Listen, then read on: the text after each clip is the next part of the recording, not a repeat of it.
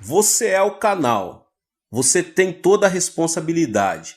Se não desenvolver sua maneira de crer a fim de cooperar com Deus, ele será limitado.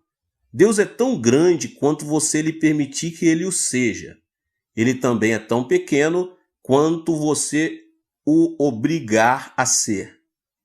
Quando os pecadores vêm a Jesus, quebrados e infelizes, primeiramente lhes ensino que Deus habita em seu interior e que possui todo recurso em Jesus Cristo.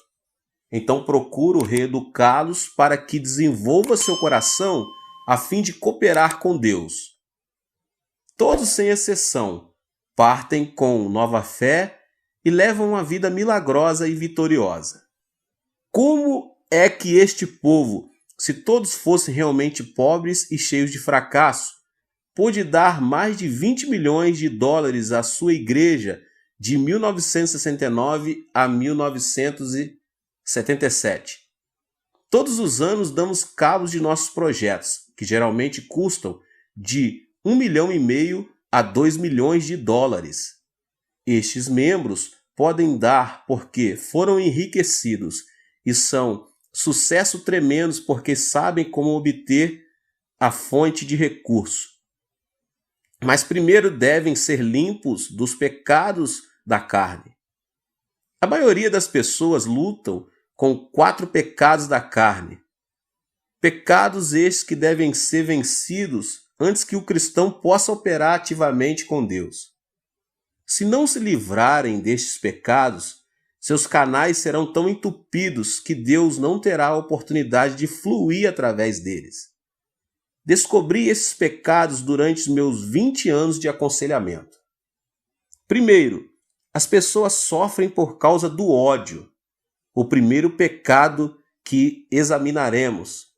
Se conservar o ódio em seu coração, Deus jamais poderá fluir através de você. E esse ódio, esse espírito não perdoador, será o inimigo número 1 de sua fé.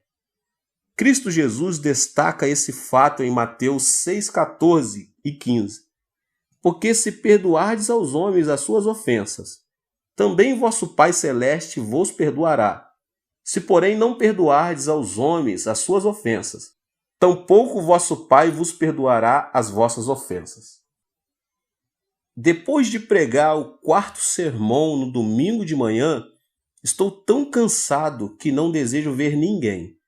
Se alguém deseja falar comigo, primeiro tem de passar por minhas secretárias. Elas examinam cuidadosamente os pedidos. Se alguém consegue chegar à minha porta, é porque está em grande necessidade. Certo dia, depois de meu 4º sermão, um senhor bateu à porta do meu escritório. Abri a porta e ele entrou.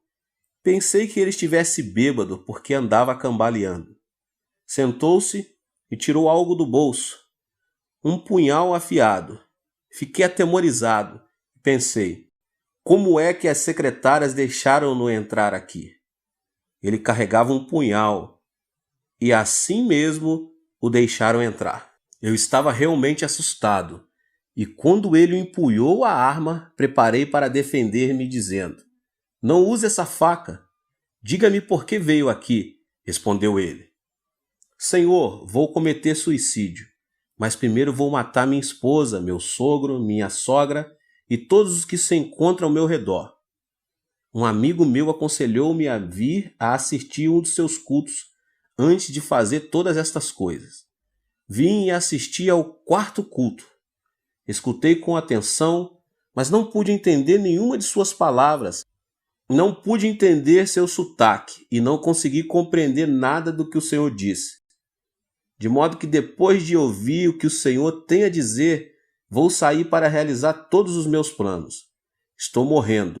Tenho tuberculose e tenho excesso de tosses o tempo todo. Estou morrendo.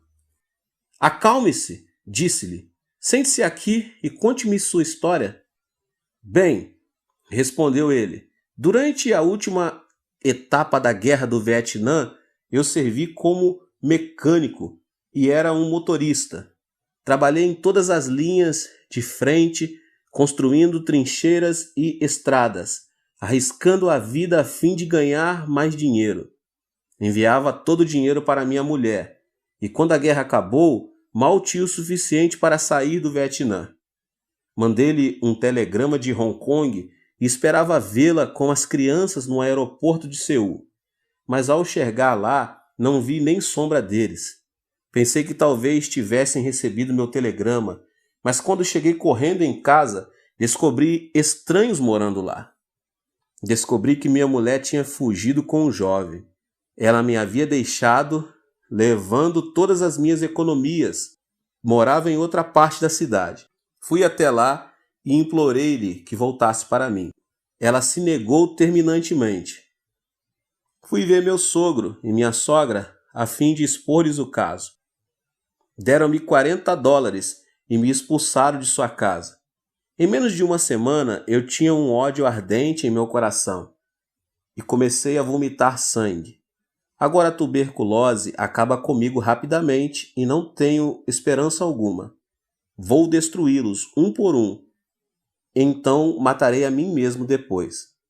Cavalheiro, disse-lhe eu, essa não é a maneira de fazer vingança. A melhor maneira de se vingar é encontrar um novo emprego, construir um lar mais lindo e melhor e mostrar a ele do que você é capaz. Desta maneira você realmente poderá vingar-se. Mas matá-los e depois matar a si mesmo não lhe trará satisfação alguma. Odeio-os, clamou ele. Enquanto os odiar, vai destruir-se, disse eu. O ódio destrói mais a pessoa que odeia do que aos outros.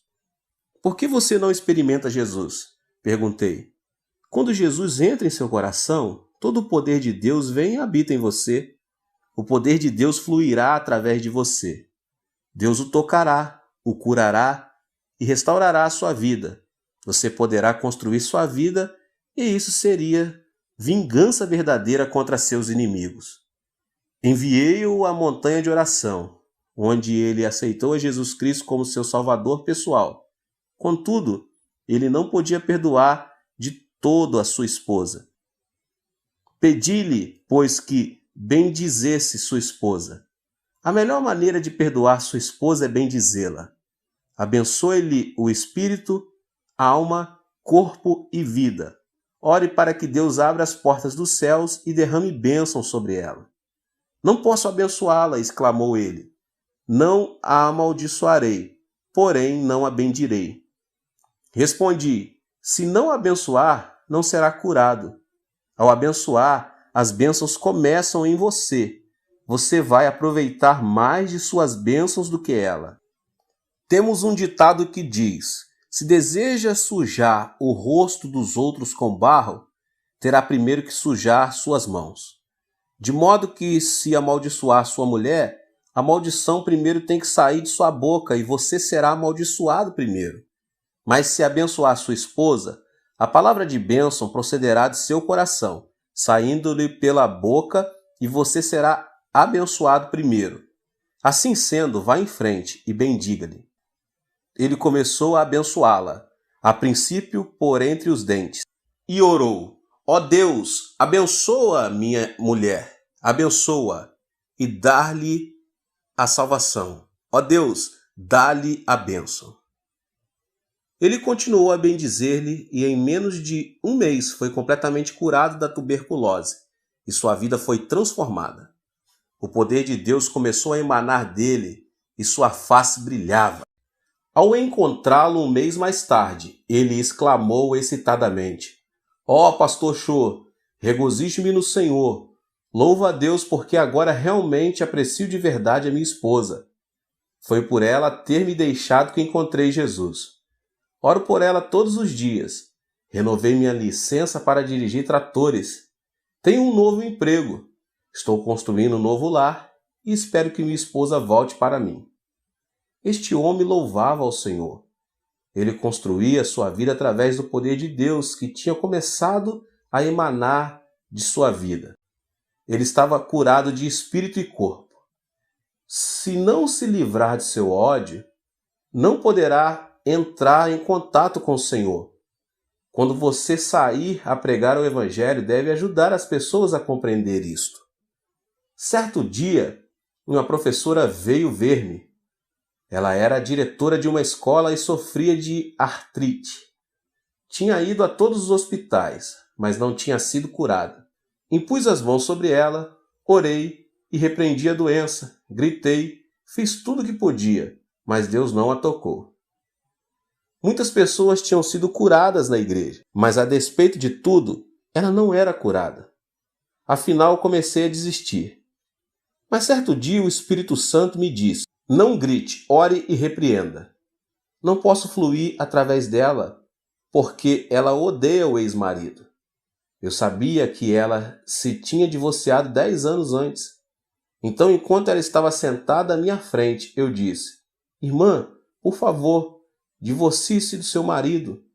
Ela olhou para mim e disse: pastor, o que o senhor quer dizer com divorciar-se de meu marido? Nós estamos divorciados há mais de 10 anos. Não, estou, respondi-lhe. Oh, sim, insistiu ela. Sim, respondi, é claro que estão, legalmente. Mas mentalmente você nunca se divorciou dele. Você o amaldiçoa todas as manhãs. Todos os dias você o amaldiçoa e odeia. Em sua imaginação, nunca se divorciou do seu marido. Em sua mente ainda vive com ele. E esse ódio está lhe destruindo e secando-lhe os ossos. Por causa disto, sua artrite não tem cura. Médico algum pode curá-la. Retorquiu ela. Mas ele causou-me tanto prejuízo. Quando me casei com ele, ele nunca arrumou um emprego. Esbanjou todo o meu dinheiro, destruiu minha vida e depois foi viver com outra mulher. Como é que posso amá-lo? Respondi. Amá-lo ou não é problema seu. Mas se não o amar, morrerá de artrite. A artrite somente será curada pelo poder de Deus. O poder de Deus jamais cairá do céu como um meteoro a fim de tocá-la e curá-la. Não, continuei. Deus habita dentro de você. Ele vai emanar de seu interior e curá-la. Mas seu ódio impede o fluxo do poder de Deus. Por favor, comece a bendizer seu marido. Bendiga seu inimigo e faça bem a ele. Então aprenderá a amá-lo e criar um canal pelo qual o Espírito de Deus vai fluir e tocá-la. Ela tinha o mesmo problema do homem que sofria de tuberculose. Chorando, ela disse: não posso amá-lo. Pastor, por favor, perdoa-me. Não o odiarei, mas não o amarei. Você não pode parar de odiá-lo se não o amar, respondi. Veja seu marido através da imaginação. Toque-lhe e diga-lhe que o ama e o abençoe. Uma vez mais, ela relutava, de modo que fiz uma oração por ela.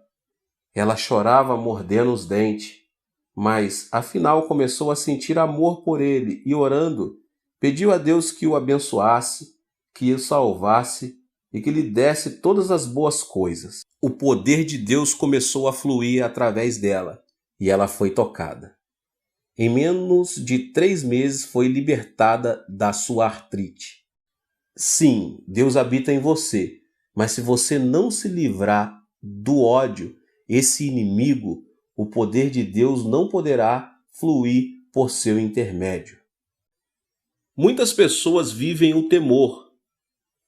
É nossa responsabilidade como cristãos ajudar essas pessoas a livrar-se deste medo, o segundo pecado neste grupo de 4 que estamos falando. Também já sofri de tuberculose. Sofri de tuberculose porque estava constantemente vivendo sob o temor da tuberculose. Na escola secundária, eu tinha uma aula na qual devia lidar com garrafas de álcool, com ossos e intestinos humanos. A simples vista dessas garrafas enchia-me de pavor.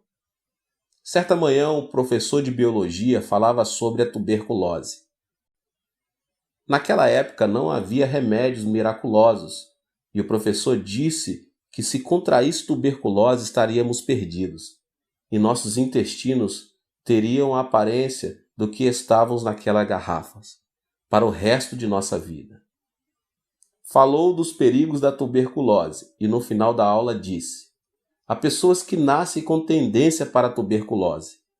Homens com ombros estreitos e pescoços compridos são mais propensos a contrair tuberculoses. Todos os alunos começaram a esticar os pescoços e a medi-los como se fossem cegonhas. Olhando para os meus companheiros, vi que eu tinha o pescoço mais comprido de todos. Imediatamente tive o pressentimento de que contrairia tuberculose.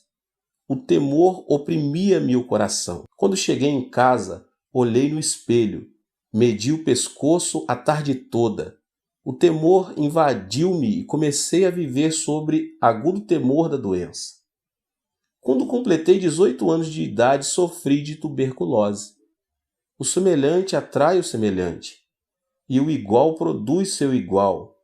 Se a pessoa tiver medo, o diabo tem um canal aberto para qual atingi-la. Temor é fé negativa. De modo como eu tinha medo da tuberculose, contraí tuberculose, e à medida que vomitava sangue, dizia a mim mesmo, sim, é exatamente isto que eu esperava. Eu tinha lido em certo periódico médico da Coreia que muita gente morre por hábito. Pensava comigo mesmo, como é que a gente pode morrer por hábito? Esses médicos não cristãos falavam do importante papel que o medo tem em nossa vida. Por exemplo, um homem de apenas 50 anos de idade, já avô, morreu de pressão alta. Seu filho, chegando aos 50 anos de idade, morreu de pressão alta. Ao chegar aos 50 anos de idade, no instante em que sentia alguma tontura, ele há de pensar, isso é um ataque de coração. Se sentir alguma dor no peito, espera imediatamente outro ataque. Vive cada dia com o seu temor e expectativa.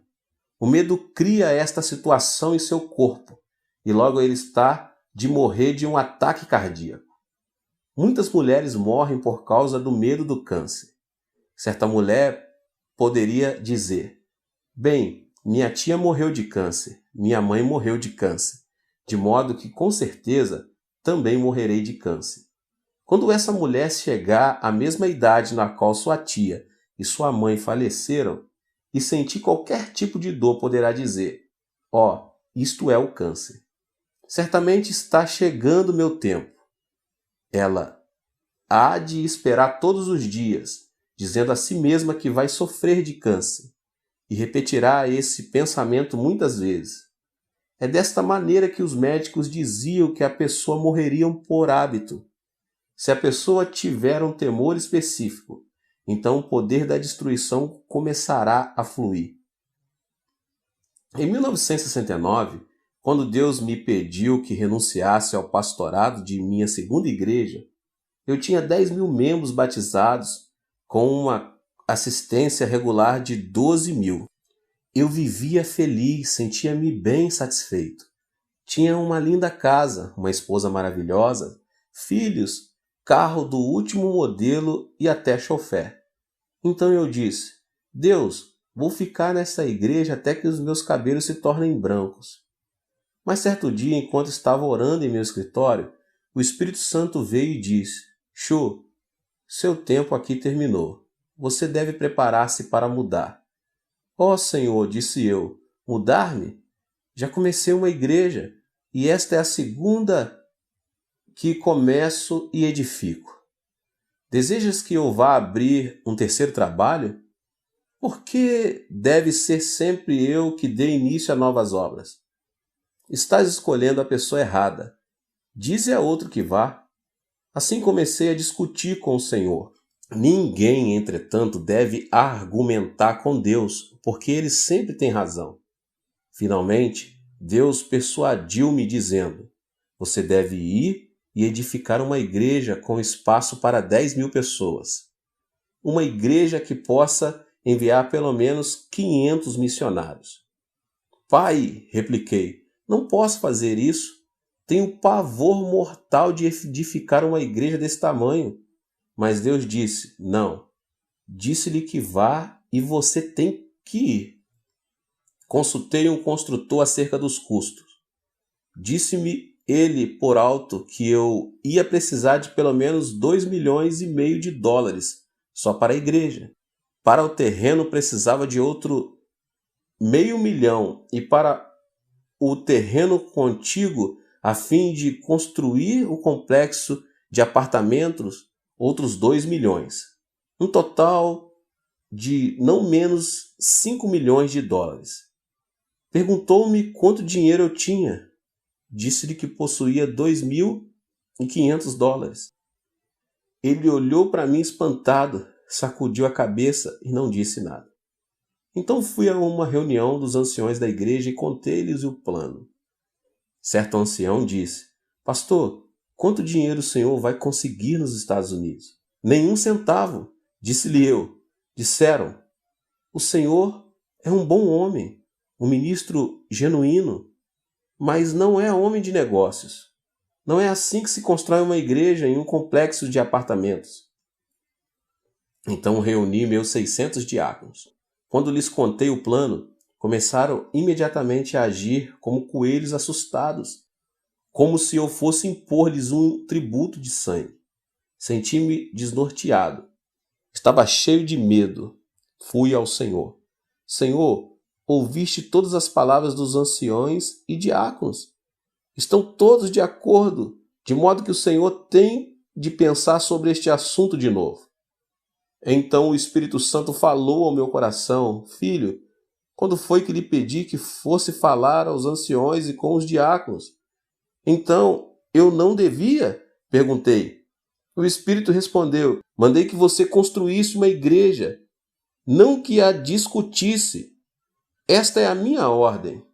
Levantei-me dizendo: Sim, se esta é a tua ordem, cumpri-la-ei. Fui à prefeitura e comprei a crédito quase 2 hectares no campo mais caro, situados em frente ao edifício do Congresso, um dos lugares mais cobiçados de toda a Coreia. Depois fui ao construtor e assinei um contrato com ele para a construção da igreja e do complexo de apartamento. Tudo a crédito. Pensei com meus botões: eles construirão a igreja. Eu confiarei em Deus e verei o que acontece. No dia em que comecei as obras, fizemos um culto especial. Finalizado o culto, fui ver como as coisas andavam. Pensei que os trabalhadores abririam umas poucas valas e que ali começariam a colocar o cimento para os alicerces, e que em pouco tempo o edifício estaria terminado. Mas havia dúzia de tratores trabalhando e cavando a terra como se fossem fazer um lago. Fiquei louco de medo e perguntei: Pai, como vês estes homens estão escavando? Eu terei que pagar por tudo isso. Não posso. Fiquei paralisado de medo. Meus joelhos começaram a tremer e pela imaginação me vi sendo levado num carro da polícia. Ajoelhei-me e orei: Ó Deus, que posso fazer? Onde devo me enfiar? Onde estás tu? Sei que és o recurso total e coloco minha confiança em ti. Enquanto orava, tive uma visão de Deus trabalhando e o medo me deixou. Quando abri os olhos e de novo vi as obras, voltei e senti-me cheio de medo. Por isso, durante o tempo que a construção durou, vivi mais com os olhos fechados do que com os olhos abertos. O mesmo princípio é verdadeiro em muitas situações. Se você olhar para as suas circunstâncias com seus olhos e com seus sentidos, Satanás o destruirá com temor. Mas se fechar os olhos e olhar para Deus, então poderá crer. Há 2 tipos diferentes de conhecimento: conhecimento sensório e conhecimento revelado. Devemos viver pelo conhecimento revelado, encontrado do Gênesis ao Apocalipse, não por conhecimento sensório. Devemos instruir as pessoas a desistirem do temor de seu ambiente, de suas circunstâncias. Se não o fizerem, não poderão desenvolver a fé, nem Deus poderá fluir através delas. Peça-lhes que lhes entregue seus temores ao Senhor. Ensine-lhes a colocar sua fé somente na palavra de Deus. Muitas pessoas vivem com complexos de inferioridade e estão completamente frustradas. Esse sentimento de inferioridade é a terceira área problemática que discutirei agora nesta pregação. Se as pessoas sentirem-se inferiores por viverem numa área de favelas, você não as poderá tirar dali. Talvez tenham fracassado em seus negócios e se resignaram a ser fracassos. Mas enquanto tiverem essa atitude, você não as pode ajudar. Você deve pedir que cada um entregue seu complexo de inferioridade a Deus e permita-se ser reconstruído pelo amor de Deus. Certo dia, um menino matou o irmão menor com uma faca. A notícia causou sensação imediata. Os pais amavam o menino falecido com grande ardor. Louvavam-no constantemente na presença do seu irmão maior. O irmão maior começou a sentir-se desprezado e inferior. Certo dia, quando os pais estavam fora, o irmão menor chegou da escola e o mais velho o matou. O complexo de inferioridade é muito destrutivo. Uma vez sofri de um complexo de inferioridade. Depois de lutar durante 2 anos em meu primeiro trabalho pioneiro, a igreja começou a crescer. Mas em uma igreja muito barulhenta, uma verdadeira igreja pentecostal. Muita gente recebia o batismo no Espírito Santo e muitos eram curados de diversas doenças. Certo dia, o executivo principal de nossa denominação mandou chamar-me. Nesta época, eles estavam em meio caminho entre os pentecostais mais ardorosos e os presbiterianos mais conservadores. Perguntaram-me: "Você realmente está orando pelos enfermos e fazendo com que as pessoas gritem e falem outras línguas em seus cultos?" "Sim", respondi. "Você é um fanático", asseveraram. "Não sou fanático. Faço tudo de acordo com o ensino bíblico", defendi-me. Depois de discutir este assunto, caçaram minha licença ministerial, me mandaram embora. Fui expulso de minha própria denominação. Depois de algum tempo, o missionário John Huston veio e me levou de volta. Ao ser expulso, fui atingido por sentimentos de inferioridade. Esse complexo de inferioridade produziu em mim um sentimento de destruição. Foi-me difícil sair dessa situação. Na época em que os membros da comissão executiva me expulsaram, entretanto, não sabiam que certo dia eu seria superintendente-geral dessa mesma denominação. Esse foi um cargo que ocupei até recentemente. Quando fui eleito para esse cargo, tínhamos somente 2.000 membros. Aplicando as leis da fé e ensinando aos pastores, tive um rápido crescimento. Quando pedi demissão do cargo, as estatísticas revelaram que a denominação contava com total de 30 igrejas e com mais de 200.000 membros. Devemos lidar com os que se sentem capazes de vencer na vida. Devemos tirá-los de sua depressão e pessimismo, edificá-los no amor de Jesus Cristo e dar-lhes fé, dizendo-lhes que nada é impossível ao que crê. Devemos curá-los e treiná-los. Logo eles se desfarão de seu sentimento de inferioridade. Certo domingo de manhã, enquanto pregava no segundo culto, vi um homem que eu sabia estar mentalmente doente. Ele foi trazido com os pés e mãos amarrados. Nesse dia, estávamos fazendo compromisso para terminarmos com êxito a 5ª etapa da construção. Muitas pessoas estavam preenchendo cartões de compromisso. Quando esse homem recebeu um cartão, ele o preencheu com a quantia de $100. Sua esposa riu quando os diáconos passaram para recolher as ofertas. "Não acredite nele", disse ela. "Ele está doido." Mas depois do culto, quando o fui ver, ele estava completamente curado pelo poder do Espírito Santo. Estava de novo em perfeito juízo, plenamente consciente do que fazia e dizia. Tinha sofrido de um profundo complexo de inferioridade. Explicou: "Eu tinha uma fábrica de fertilizantes, mas fui à falência. Fiquei tão preocupado que perdi a razão.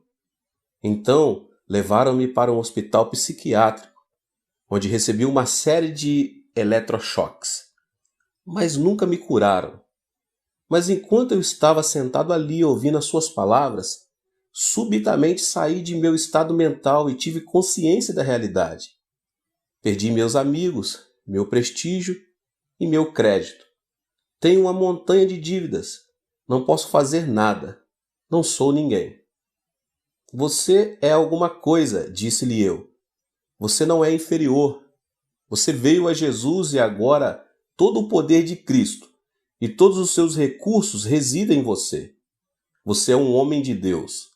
Levante-se vitoriosamente. Você tem dentro de si todo o poder e todos os recursos de Deus à espera de serem liberados. Que tipo de trabalho posso fazer? Perguntou-me. Não sei, respondi. Mas continue a ler a Bíblia e a orar. Certo dia ele voltou cheio de entusiasmo.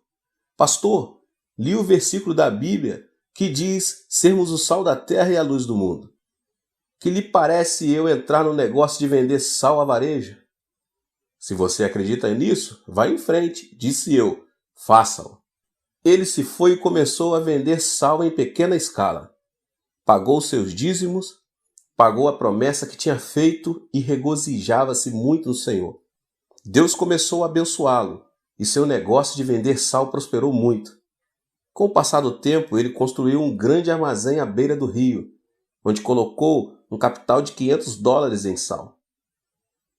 Mas certa noite de verão chovia torrencialmente e pela manhã, quando me levantei, a área toda estava inundada. O armazém dele estava inundado. Fiquei apreensivo. Nesta tarde, depois da parada da chuva, corri à casa dele. Outros artigos e materiais podem ser recuperados depois de uma inundação. Mas o sal é o muito amigo da água. Ao entrar no seu armazém, vi que todo o sal tinha desaparecido. O homem, agora ancião de minha igreja, estava sentado no meio do depósito, cantando e louvando a Deus. Entrei sem saber se ele estava em perfeito juízo ou não. Cheguei-me a ele e perguntei: Você está bem ou está louco? Pastor, estou perfeitamente bem, sorriu ele. Não estou louco. Não se preocupe. Perdi tudo. Deus o levou. Mas como o Senhor sempre me tem dito, os recursos todos estão dentro de mim. A água pode lavar meu sal, mas não pode desfazer os recursos da presença de Deus que habita em mim. Posso fazer brotar esses recursos novamente através da fé e da oração. Espere só. Dê-me um tempo. Levantarei meus negócios de novo. Já não sofria de nenhum complexo de inferioridade. Estava cheio de confiança. Hoje ele é um multimilionário e continua a vender sal. Também começou a fábrica de relógios e tem sua fábrica própria. Ele já me acompanhou a Los Angeles, a Vancouver e a Nova York. Recentemente fez uma viagem à Europa. Este homem é somente um exemplo de como podemos ajudar as pessoas a se livrarem de seus sentimentos de inferioridade, dando ênfase a todos os recursos de Deus que lhes estão à disposição. Muitas pessoas também sofrem de sentimentos de culpa. Este é o quarto problema que deve ser vencido antes que o cristão possa trabalhar ativamente com Deus. Pois enquanto a pessoa sofrer de culpa, Deus jamais poderá fluir através dela. Precisamos ajudar as pessoas a se livrarem de seus sentimentos de culpa. Precisamos fazê-las compreender que quando se sentem indignas e cheias de culpa, simplesmente poderão vir ao Senhor e Ele as limpará. Certo dia eu estava em meu escritório, quando entrou um lindo casal. O homem era uma pessoa muito elegante e sua esposa uma senhora adorável. Embora essa adorável senhora tivesse mais ou menos 30 anos de idade, parecia velha, emaciada e quase nem podia abrir os olhos. O marido disse: Pastor, minha mulher está morrendo. Já tentei tudo: psicologia, psiquiatria, e todos os médicos, remédios imagináveis. Sou rico, já gastei milhares e milhares de dólares com ela, mas os médicos não puderam fazer nada. Agora desenganaram-na. Ouvi dizer que o Senhor realmente tem ajudado muita gente e que muitos foram curados por seu ministério. Disse-lhe que tudo isso era verdade e olhei para ela procurando o discernimento e a sabedoria de que ela precisava nessa situação. Orei silenciosamente. Senhor, ela veio até aqui. Agora o que faço? Imediatamente a voz de Deus falou. Ela sofre de uma doença psicossomática. Não é uma doença orgânica, é mental. Pedi que o marido saísse do escritório e, voltando-me para a mulher, disse: A senhora deseja viver? É preciso que viva por causa de seu marido, pelo menos. Se a senhora tivesse de morrer, já devia tê-lo feito, pois agora tem 3 filhos. Se morrer agora, deixando os filhos para o seu marido cuidar, realmente atrapalhará a vida dele. Portanto, de uma maneira ou de outra é preciso que a senhora viva para o seu marido e seus filhos. Gostaria de viver, disse-me ela. Então posso ajudá-la, mas somente com uma condição. Deve contar-me sua vida passada, respondi. Ela se aprumou na cadeira e com ira nos olhos respondeu: Será que estou numa delegacia de polícia? O senhor é um ditador? Por que me pede isso? Isto não é um interrogatório e não tenho que revelar meu passado. Então não poderei ajudá-la, respondi. Se a senhora persistir nesse curso de ação, vou pedir que Deus revele diretamente as áreas problemáticas do seu passado. Ela ficou espantada e, tirando um lenço da bolsa, começou a chorar. Depois de um longo suspiro, disse: Pastor, vou revelar meu passado, mas não acho que seja esse meu problema.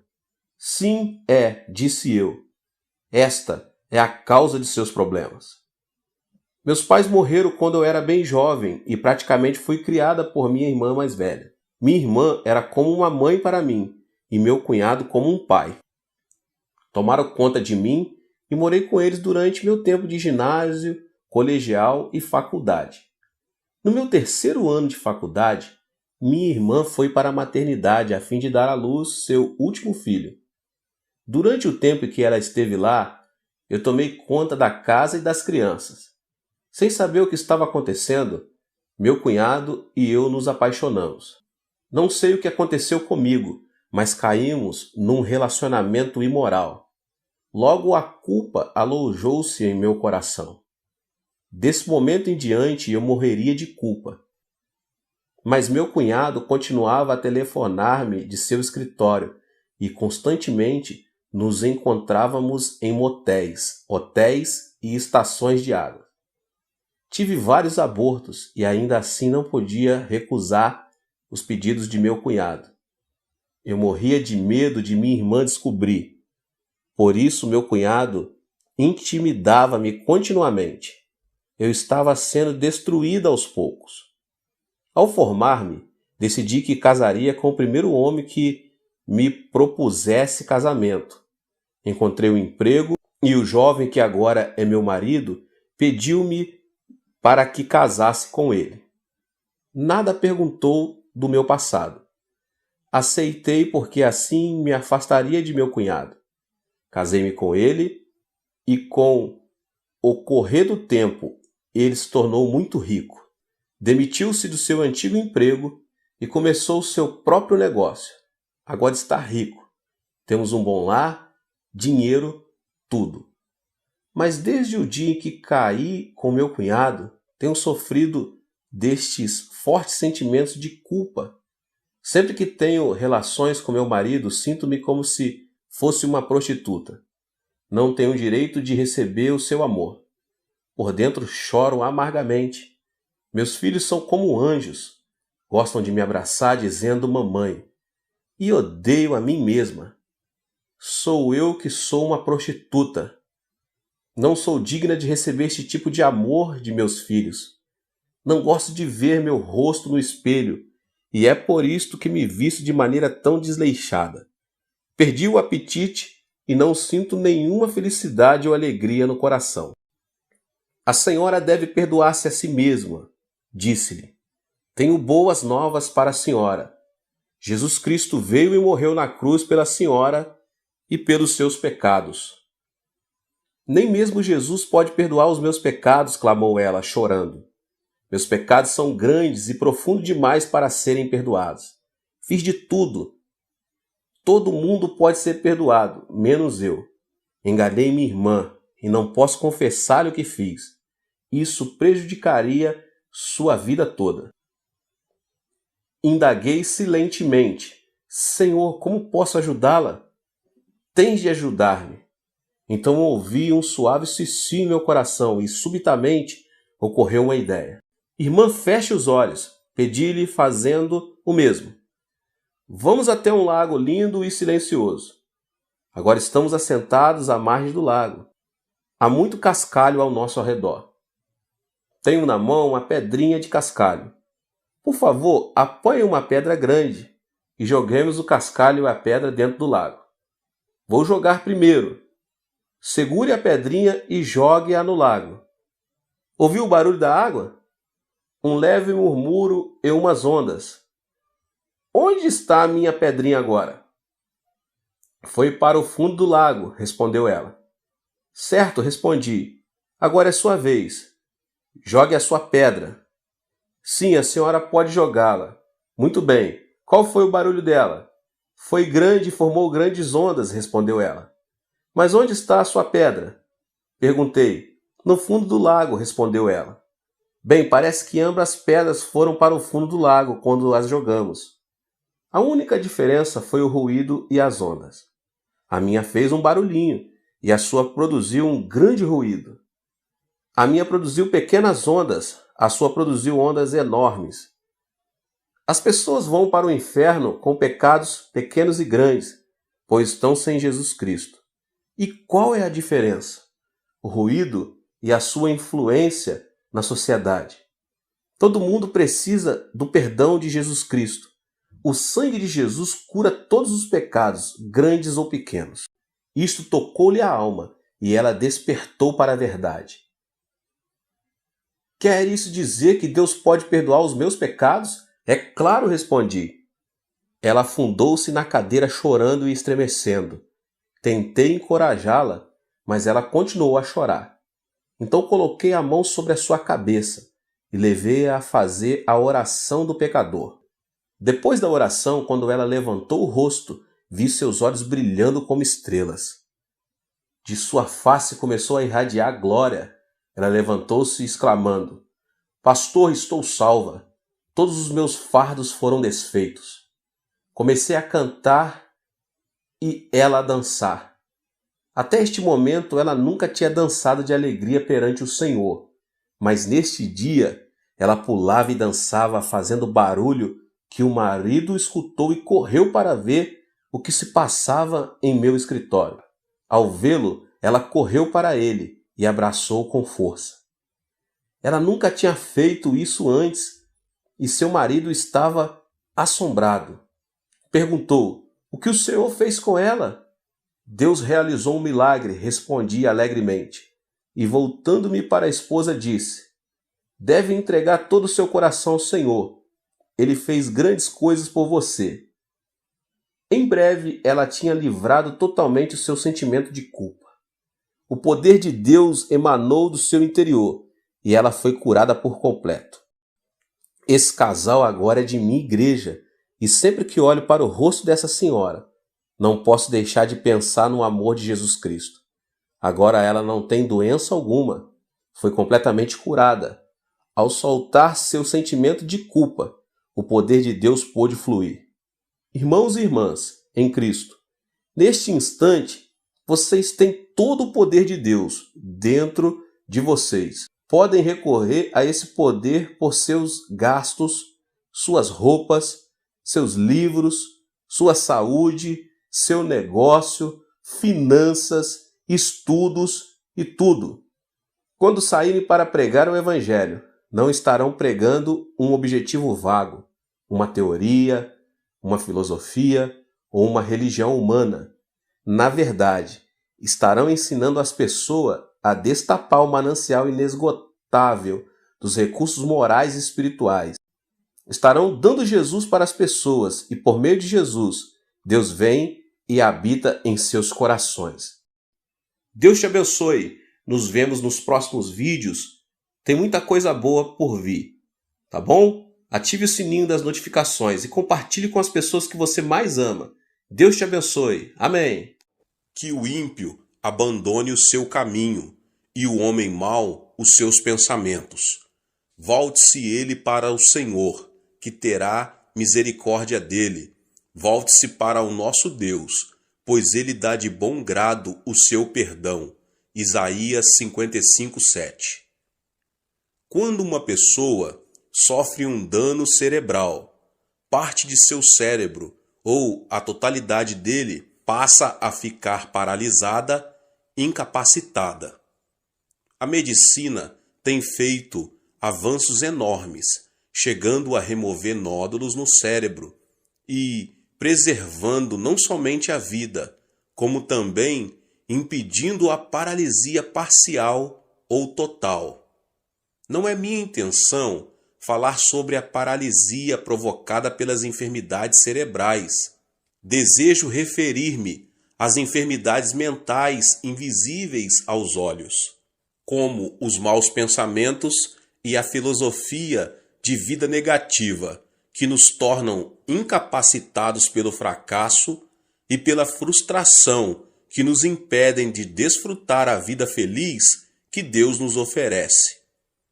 Quando os discípulos de Jesus subiram ao templo às 3 horas da tarde, a hora da oração, encontraram ali um aleijado de nascença. Pedro, olhando-o nos olhos, disse: "Não tenho prata nem ouro, mas o que tenho, isso lhe dou. Em nome de Jesus Cristo, o Nazareno, ande." Atos 3:6. Imediatamente, quando Pedro o segurou pela mão e o levantou, e os pés e os tornozelos do homem ficaram firmes, ele deu um salto, pôs-se em pé e começou a andar. Depois entrou com eles no pátio do templo, saltando e louvando a Deus. Pode-se dizer que o coração é que determina o destino do homem. Por essa razão, o sábio diz em Provérbios 4:23, acima de tudo, guarde o seu coração, pois dele depende toda a sua vida. E Jesus, em Mateus 8:13, diz, como você creu, assim lhe acontecerá. O que significa isso? Quer dizer que a mente é a origem do estilo de vida e a vida é o resultado daquilo que pensamos. Devemos eliminar de nosso cérebro o nódulo que nos leva à destruição ou à paralisia total ou parcial. A fim de experimentarmos o poder de Deus, quero agora apresentar 6 elementos que impedem que o poder divino haja em nós, os quais devem ser extirpados. O primeiro elemento é a ansiedade. Pode-se dizer que alguém que vive ansioso perde a felicidade na vida. Quando uma pessoa ansiosa chega a casa, os integrantes da família tornam-se intranquilos por causa de suas queixas e murmurações. Assim também, a pessoa ansiosa é incapaz de difundir paz na sociedade. Esse tipo de gente provoca reação de agitação em cadeia. Segundo estudo do médico Dr. Walter Clemente Albertis, especialista em gastroenterite do reconhecido Hospital Mayo, a causa de todo tipo de doença é a ansiedade. Isso significa que a ansiedade destrói a saúde física, além de destruir a felicidade do coração. Qual é a causa da ansiedade? Apresento aqui 2 de suas origens. A primeira origem da ansiedade, as circunstâncias produzem ansiedade. Quando uma pessoa sente-se incapaz de enfrentar uma situação, torna-se ansiosa. Por exemplo, quando não consegue solucionar um problema financeiro ou quando vive uma situação que parece estar além de qualquer esforço humano.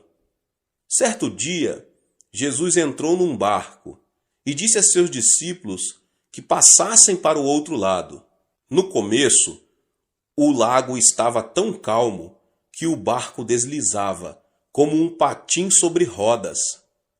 Ao chegarem à metade do lago, porém uma forte tempestade, vinda do Monte Hebron, começou a açoitá-los. A embarcação estava prestes a ser inundada, de modo que, em vão, os discípulos tentavam tirar a água de dentro dela. O naufrágio se daria em questão de tempo. Foi então que os discípulos se lembraram de Jesus e clamaram: Mestre, não te importas que nos afoguemos? Jesus levantou-se, repreendeu o mar e imediatamente o vento se acalmou e tudo ficou tranquilo. Olhando os discípulos nos olhos, ele disse: Por que vocês têm tanto medo? Ainda não têm fé? Observe que Jesus não disse: Vocês não têm fé. Isso se deve ao fato de que toda pessoa tem fé, de acordo com a medida que Deus lhe deu. O fundamento da fé dos discípulos, entretanto, eram as circunstâncias, os sentimentos e a emoção. Eles tinham fé somente quando tudo estava calmo. Ao terem a vida ameaçada por uma tempestade, sua fé transformou-se em dúvida, criando uma nuvem de ansiedade no coração. Portanto, devemos repelir os pensamentos oriundos das circunstâncias e as emoções da terceira dimensão, a fim de aceitar os pensamentos de Deus, os da quarta dimensão. Quando viram a tempestade e as ondas, os discípulos fracassaram em aceitar o pensamento de Deus, apesar de terem ouvido o Senhor dizer que queria passar para o outro lado do lago. Seus fundamentos de fé não eram a palavra de Deus da quarta dimensão, e sim as circunstâncias e as emoções da terceira dimensão. Foi por isso que o Senhor lhes perguntou: Onde está a sua fé? A palavra de Deus permanece para sempre e jamais muda. Apegar-se firmemente à palavra de Deus não é outra coisa senão aceitar o pensamento de Deus. Portanto, apesar das circunstâncias, se o fundamento do nosso coração é a palavra de Deus, mediante a fé, podemos estar livres de nossa ansiedade e preocupação.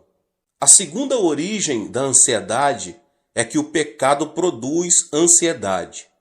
Quando peca, a pessoa torna-se ansiosa, porque perde a confiança diante de Deus. O pecado separa o homem de Deus. Quando Adão e Eva pecaram, não puderam permanecer diante dele.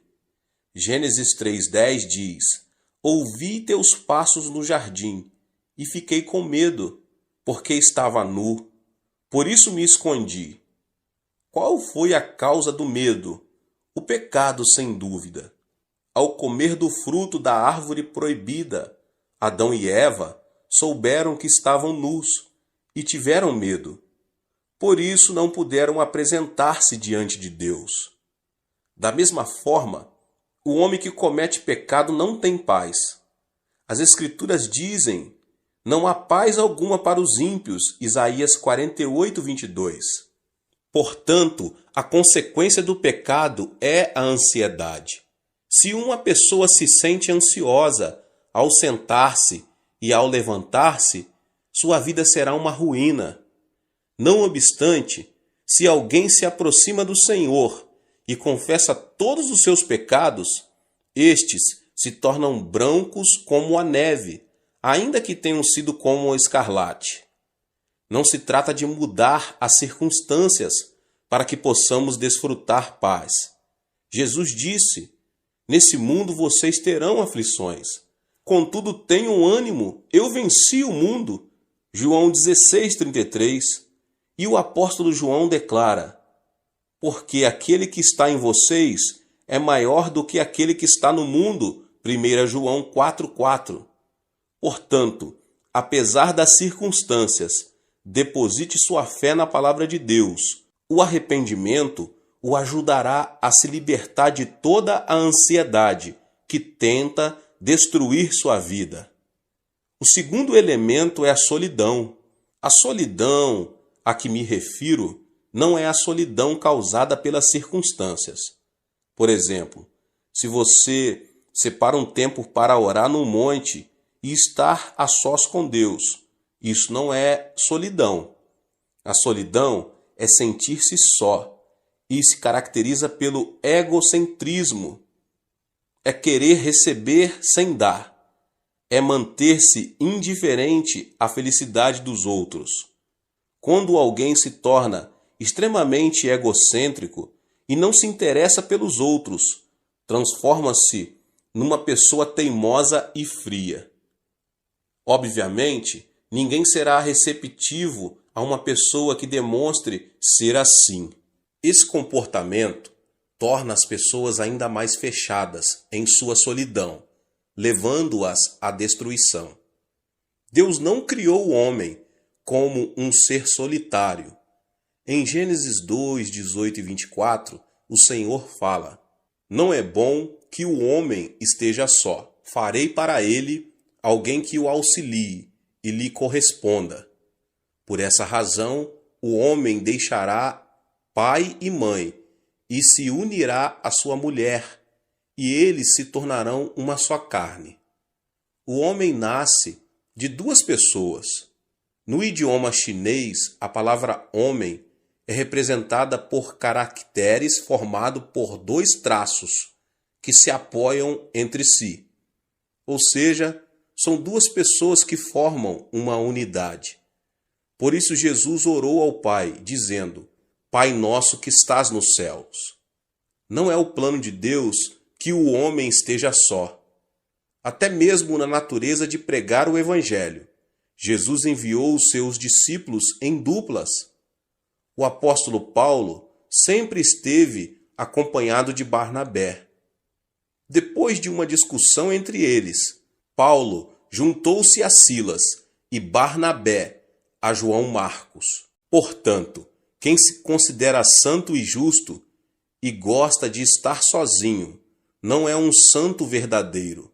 Nada mais é do que um egoísta. Temos de desfazer a solidão do nosso coração, que nada mais faz senão destruir a nossa vida. Agora, o terceiro elemento é a indecisão. A fé sem obras é morta. Quando alguém duvida e vacila entre uma e outra coisa, denota ser uma pessoa indecisa. E uma pessoa indecisa caracteriza-se pela falta de responsabilidade e receio, o fracasso e o erro. Muitas vezes, no dia a dia, o pastor precisa trabalhar como um agente imobiliário. Acontece que as pessoas se aproximam e pedem: Pastor, o senhor poderia me apresentar a fulano? Ou então, quero que o senhor me apresente a Beltrano. Para minha surpresa, nesse aspecto, tive êxito apenas em uma ocasião. Se uma pessoa não se decide quando tem ainda a possibilidade de escolher seu futuro cônjuge, nunca poderá deixar de ser um solteirão ou uma solteirona.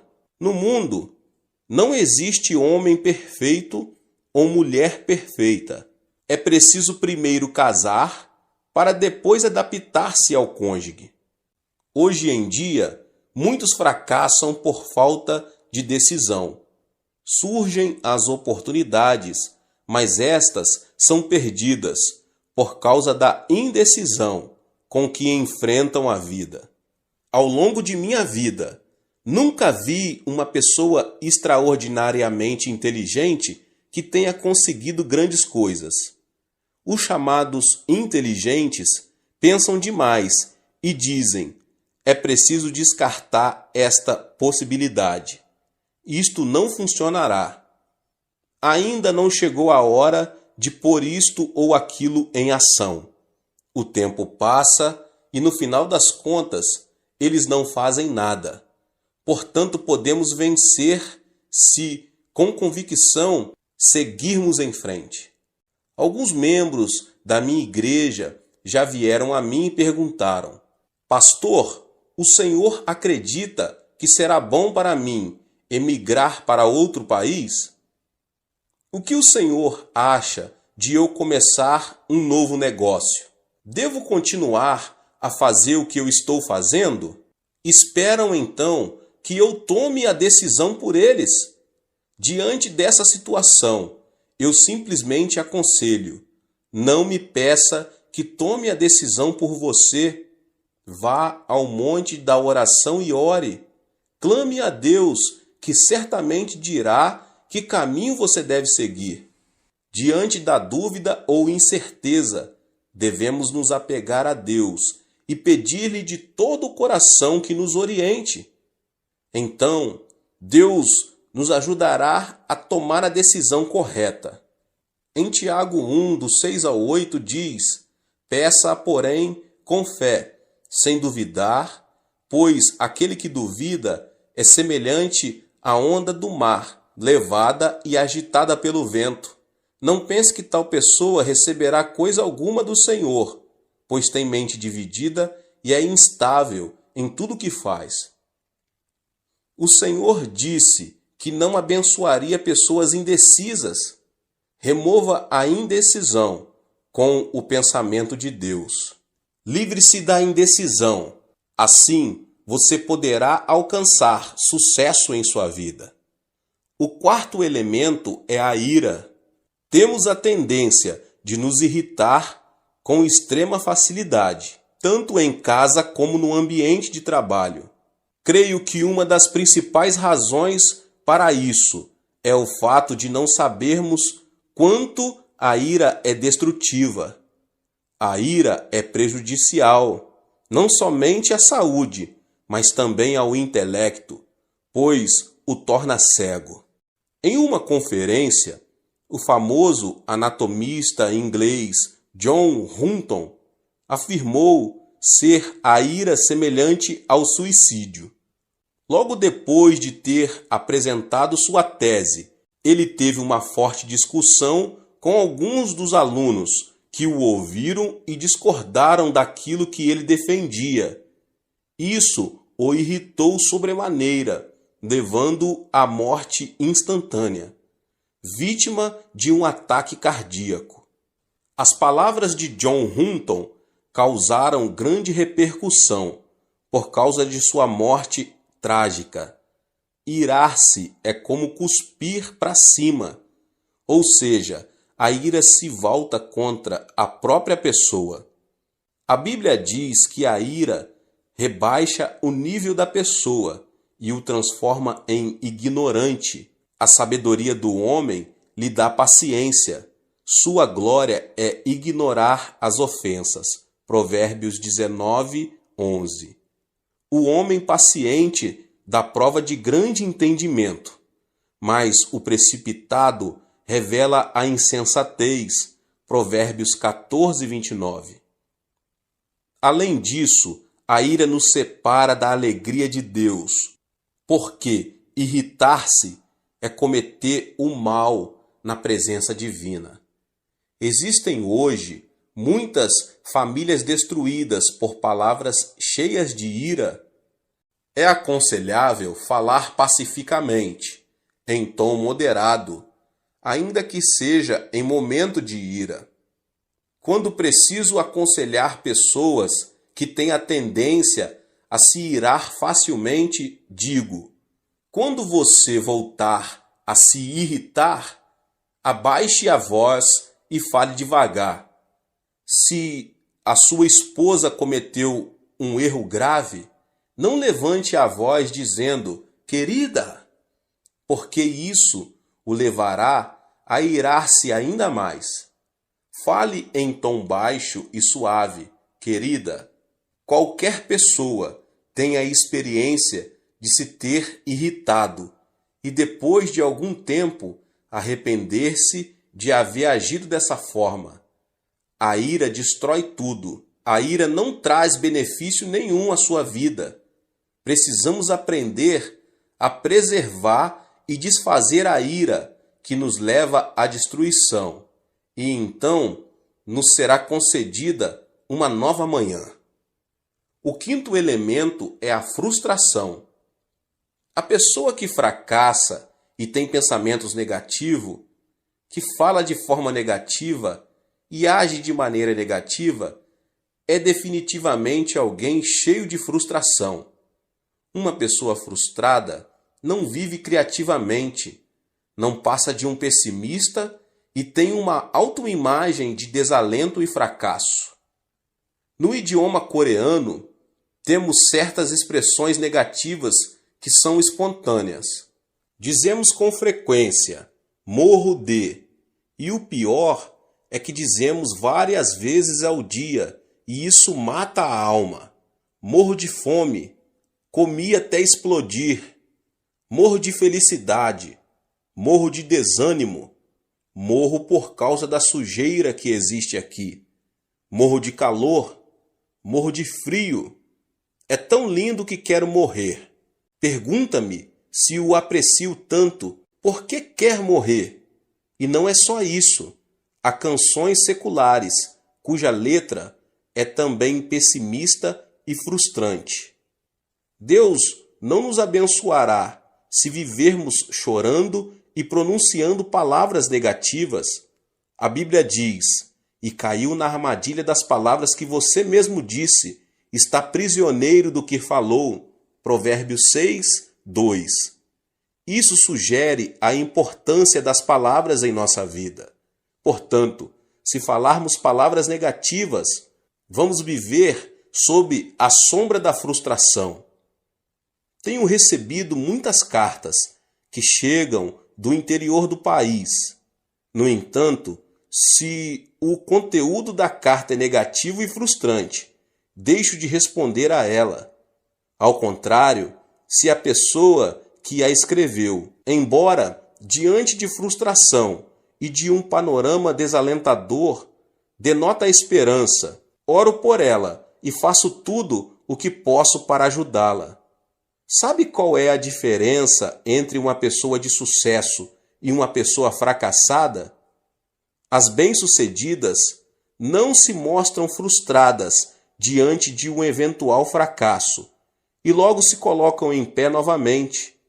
Ao contrário, as pessoas fracassadas denotam frustração, desanimam e cruzam os braços. Aqui está a diferença. A chave do êxito da vida está em ter coragem e não desanimar nunca. Aos 70 anos, com uma dívida de milhares de dólares, o coronel Sanders foi à falência. Ficou tão abalado que foi internado num hospital. Mesmo assim, não conseguia conciliar o sono. Certo dia, bem de madrugada, ouviu um hino que dizia: "Não esmoreças, Deus te protege. Descansa sob suas asas, Deus te protege." Como um sonâmbulo, dirigiu-se ao lugar de onde vinha o cântico. O hino vinha de uma pequena igreja. Ao entrar, encontrou uma senhora idosa que cantava o hino, curvada diante do altar. A voz daquela senhora parecia a voz de um anjo. No mesmo instante, ele se arrependeu e entregou sua vida ao Senhor. Repentinamente, sentiu uma grande paz. A paz que só desfrutam as pessoas que caminham com o Senhor. Antes de entrar em falência, Sanders era o dono de uma empresa. Decidiu esquecer seu passado e começar tudo de novo como cartonador. Não foi nada fácil. Entretanto, ele superou a adversidade, confiou no Senhor e, sob a orientação do Espírito Santo, começou a vender frango frito. Hoje, ele é um milionário conhecido em todo o mundo. Esta é a história de Sanders Chicken, mais conhecido como KFC. Assim também, devemos nos livrar da frustração que nos leva ao fracasso. E o sexto e último elemento é o autoabandono. Atualmente, as histórias de criminosos se têm transformado em filmes. A história de Shi Kang-hun, que conseguiu fugir da cadeia com um grupo de colegas, está numa tela gigante, sob o título Holiday. Esse tipo de material cinematográfico tem o mérito de nos ajudar a ver a sociedade de outro ponto de vista. Mas a filosofia de vida, o que tiver de ser será, dos protagonistas não é nada edificante. Faz alguns anos que Yu Yong assassinou 26 pessoas no espaço de 10 meses, o que causou um grande horror à sociedade coreana. Ele perdeu o pai num acidente de trânsito, quando ainda era menino, e a pobreza fez que esse homem visse a vida de forma tenebrosa. Depois de várias prisões, e quando sua esposa não suportou mais a situação e decidiu divorciar-se, ele abandonou tudo e transformou-se num assassino. Essa é uma história trágica da consciência do autoabandono. Conheço uma família em que o esposo é formado pela Faculdade de Medicina da Universidade de Tóquio e agora é professor de uma faculdade na Califórnia. Sua esposa é também profissional. Não obstante, uma pequena diferença de opiniões os separou emocionalmente. Ao final, acabaram sendo vencidos. O esposo começou a delirar e pensava que a esposa o queria assassinar. Por isso, dormia com uma faca à sua cabeceira. Você pode imaginar uma mulher dormindo tranquila ao lado de um homem que tem uma faca à sua cabeceira? Por isso, a mulher ficou louca. Graças a Deus, a mensagem foi transmitida por meu intermédio e eles aceitaram Jesus como seu Senhor, saíram do autoabandono e finalmente recuperaram a estabilidade familiar. Devemos nos livrar do veneno do autoabandono que destrói a nossa vida. Gênesis 2,15 narra: o Senhor Deus colocou o homem no jardim do Éden para cuidar dele e cultivá-lo. O jardim do Éden não é outra coisa senão o nosso coração. Na antiguidade, a fonte de vida encontrava-se no Éden, mas na atualidade, a fonte de vida se encontra no coração. O Deus que disse ao homem para cuidar do Éden, hoje nos manda cuidar do nosso coração. É necessário que os nossos pensamentos se fundamentem na palavra de Deus, para que o nosso coração seja preservado. Ou seja, o sucesso e o fracasso não dependem do destino. Podemos ser felizes se, mediante o pensamento de Deus, conseguirmos extirpar os 6 tumores do coração, a saber, a ansiedade, a solidão, a indecisão, a ira, a frustração e o autoabandono. Que você possa ter força no Senhor, na palavra de Deus, na oração, conseguir retirar da sua vida, em nome de Jesus Cristo, tudo que atrapalha o poder de Deus, o poder divino de atuar na sua vida. Deus abençoe a vida de cada um dos irmãos que ouviram essa palavra do pastor David Puyong Cho. Se você ainda não é inscrito aqui no canal, se inscreva no canal, ative o sininho das notificações para você não perder nenhum vídeo que são postados aqui todos os dias. Deixe também o seu like e não esqueça de compartilhar essa palavra com as pessoas que você mais ama. Nos vemos nos próximos vídeos. Amém.